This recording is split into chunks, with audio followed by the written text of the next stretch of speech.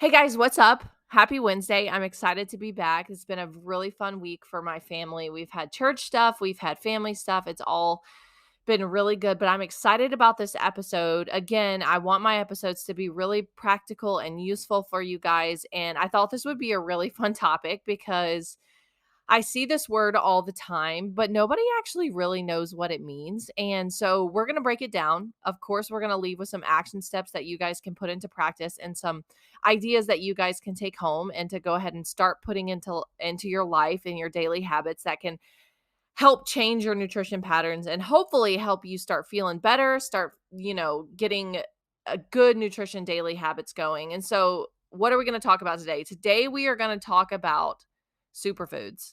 And while I can literally envision all of you rolling your eyes right now, hear me out. I know the word superfood is very clicky, clickbaity, cliche, used to sell headlines. I get it. Believe me. If anyone gets it, I get it. I see it everywhere. Everyone uses the word superfoods to sell something, to get something on the market, to have people click on it. I get it. Everything is a superfood nowadays, right? But because of this is why I wanted to make this episode. I want to go through some normal foods that you can incorporate into your life that actually pack a very heavy nutrition punch, right? I want to go over some foods that are really, really good for you, that aren't super complicated, that aren't very weird and hard to obtain and, come from across the globe in an uncharted rainforest that nobody's ever heard about.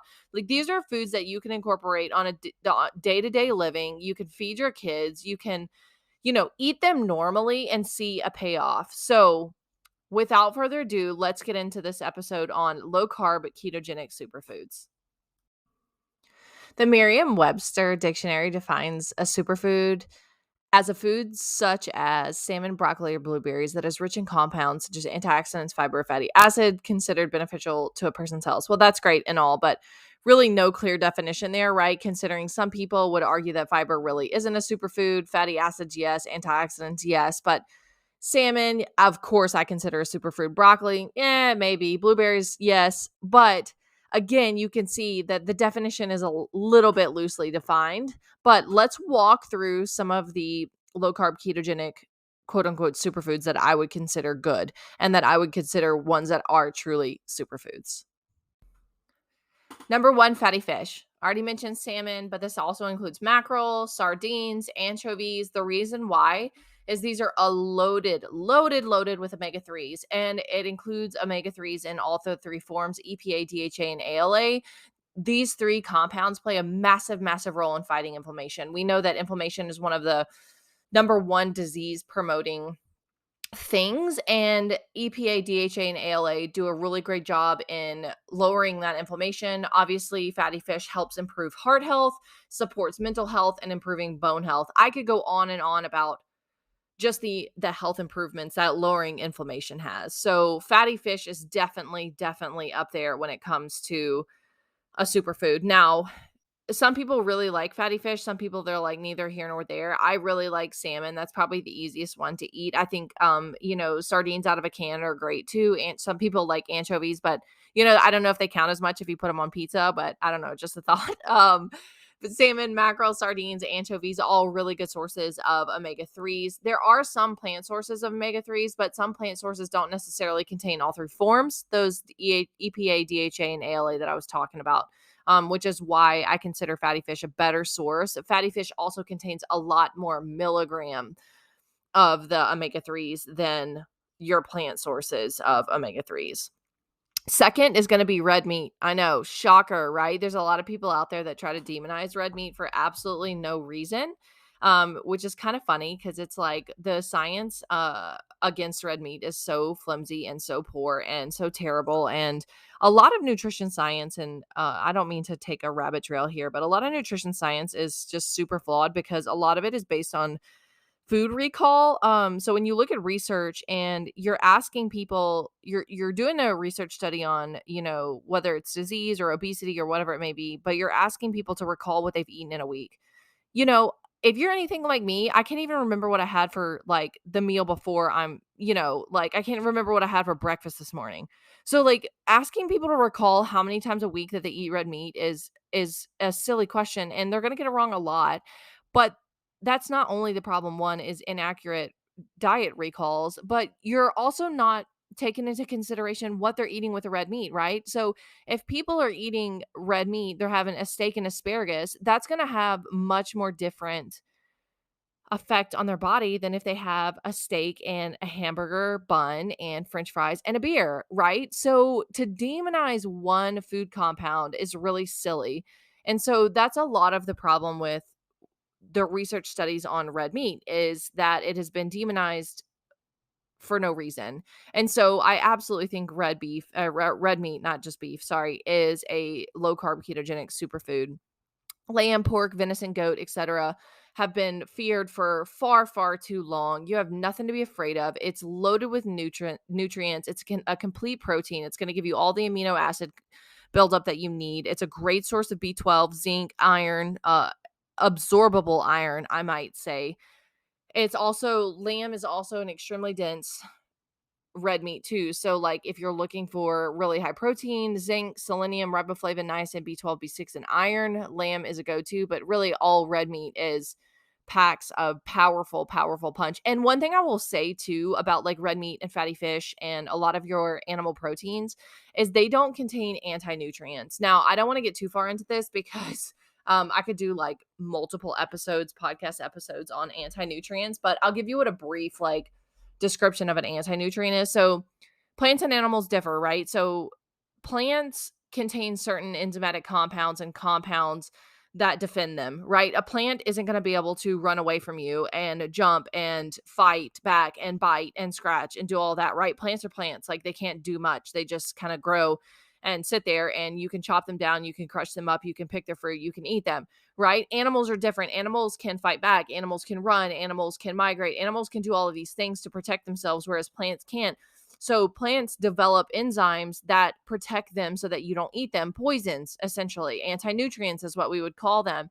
And so if you are like me, maybe you have an IBD. I have ulcerative colitis is why I said that, which is an autoimmune condition. Maybe you have any other autoimmune disease, Hashimoto's, there's tons of them out there. You have gut issues or you have anything that you're struggling with and you're just finding that you're not quite right. You don't feel great. Um, Eating a ton of plants, it could be because of the anti-nutrients in those plants. Now, I'm not saying you should never eat plants again. That's not what I'm saying at all, but you need to get a place of healing where you can eat them. You're not going to find anti-nutrients in animal protein and fish. You're just not. Fatty fish doesn't have anti-nutrients. Red meat doesn't have anti-nutrients. Poultry doesn't have anti-nutrients. Bone broth, things of that nature does not have anti-nutrients. And so that's another reason why all the foods we're going to talk about today can be extremely healing. So moving on from red meat and that little bit of a tangent I just went on. So we've gotten fatty fish, number 1, red meat, number 2, superfoods, number 3, I'm going to go on to bone broth, right? And bone broth is our number 3 keto low carb superfood. It contains glycine, which is fantastic at relaxation and anxiety reduction. Animal bones are also super high in calcium, magnesium, potassium, phosphorus, and tons of other trace minerals. The marrow can provide vitamin A, K2, and a ton of other minerals like zinc, iron, boron, etc. Goes on and on. Bone broth is also really rich in collagen and glutamine.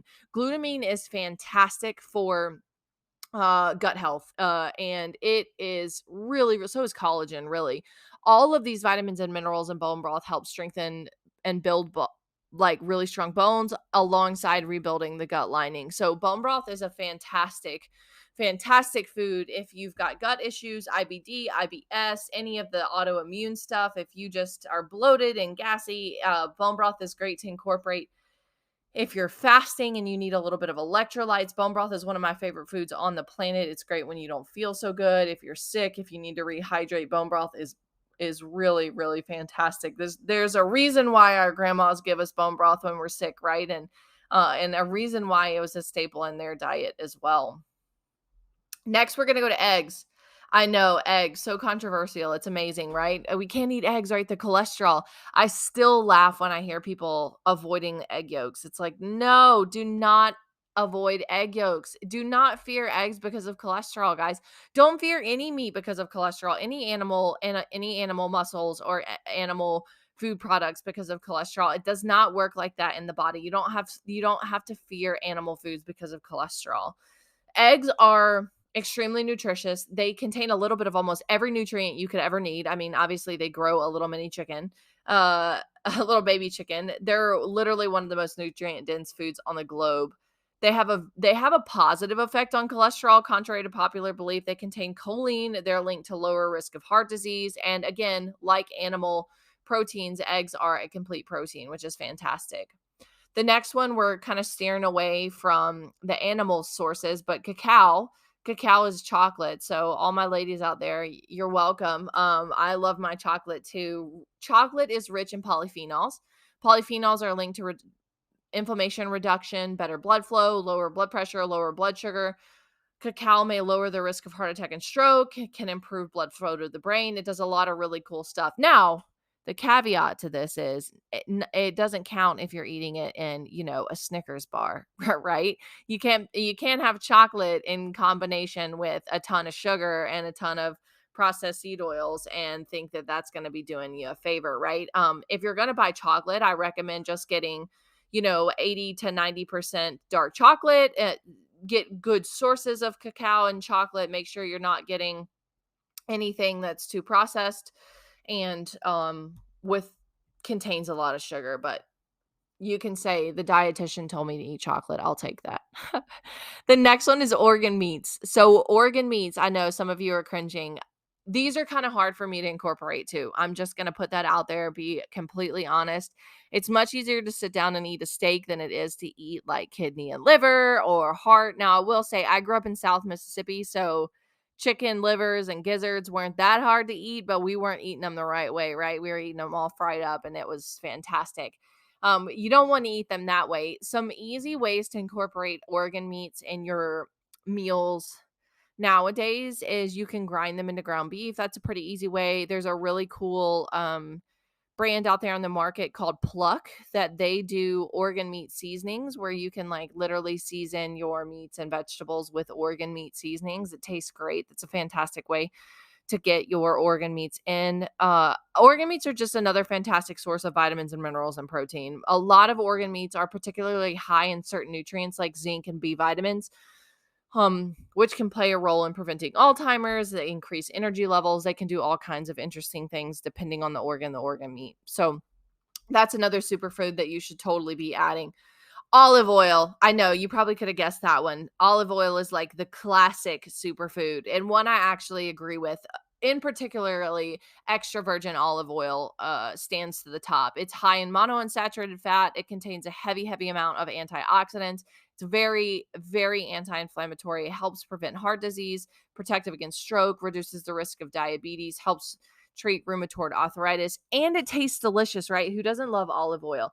I will tell you though, just quick tip, when purchasing olive oil, you need to make sure that one, you're purchasing from a single source.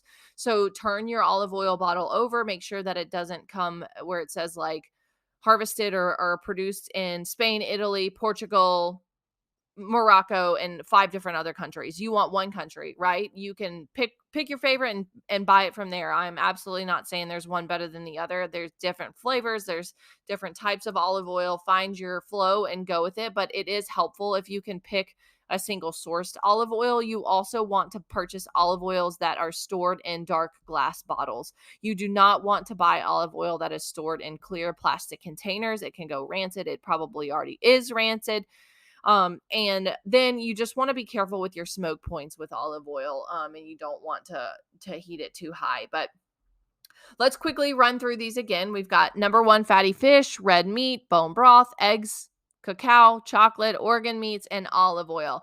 These are my list of low carb ketogenic superfoods. You can incorporate these. A lot of these are very high in protein, can even be the center of a lot of your meals.